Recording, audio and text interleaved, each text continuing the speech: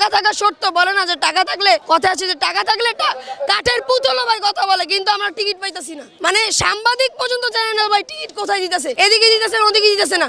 এবং আমরা জিজ্ঞেস করলে আমাদের শুধু শুধু লাঠি চাষ করতেছে ভাই। সবাই প্রমাণ আছে ভাই, কি লাঠি চাষ করছে, সবাই প্রমাণ আছে ভাই। টিকিট পাই নাই, তারা বলতেছে কি যে ভাই মধুমতি ব্যাংকে দিবে, এখানে দিবে, ওখানে দিবে। কিন্তু যার পর আমরা মানে মাথা মানে মানে ঘুরানোর মতো 200 টাকা টিকিট ভাই রেট দেওয়া আছে, 1000 টাকা, 1500 টাকা, 2400 টাকা চাই কিভাবে? তা আবার কোনো ব্লাকার না ভাই ব্যাংকে। আমরা এবার ভেবেছিলাম ভাই যেহেতু দেশ স্বাধীন হয়েছে ভাই 200 টাকা মানে টিকিট আরও কমবে, মানে 200 কমবে, 100-র মতো এভারেজ থাকবে। কিন্তু দেখতে 200, 230 ঠিক আছে এভারেজ থাকবে। কিন্তু তারা কিভাবে চায় ভাই এত দূর দূর থেকে মানুষ হয় 1000 টাকা 2000 টাকা। কিছুক্ষণ আগে না সবাইকে লাঠিচার্জ করছে।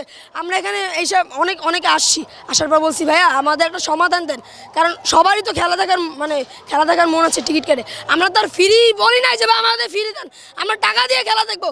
এখন ওই টিকিটের যে এবার কোয়ালিটিটা ছাড়ছে পুরো 2 নাম্বার। আপনি যা বলেন যে এখন যদি তারা যে বলে যে ভাই টিকিটটা ডুপ্লিকেট, সেই টাকা কি বিসিবির ভাবে দিবে? 240 টাকা বা 1000 টাকা বিসিবির ভাবে দিবে? তা তো ঘাট টাকা দিয়ে না রাতে দিয়ে বের করে দিবে ভাই। আমার একটা পুলিশ থাপ্পড় মারছে পর্যন্ত ভাইয়া। আমরা টিকিটের জন্য কি কেন ওখানে দাঁড়াছিলাম? আসলে বলতেছি কি এখানে চলে আমরা চলে যেতেছি, অথচ পিছন থেকে আরো পুলিশ আমার গায়ে হাত তুলছে। সবাই তো হাত তুলতে পারে না, একজন আমাকে জোরে কষায় থাপ্পড় মারছে। বিপিএল এর যে অবস্থা আর মনে হয় না, বিপিএল হলো বিনোদন প্রিমিয়ার লিগ বা ভুয়া প্রিমিয়ার লিগ, এটাই এখন আমার যা মনে হইতেছে। আরও দেখবো, কিন্তু যে অবস্থা আর দেখার মতো ভাই সময় নেই।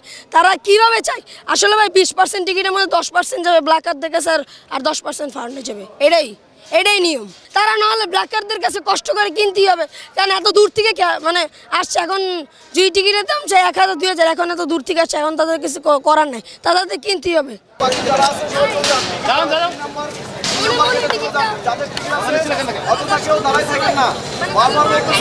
ঠিক নেই, একবার 10টা সকাল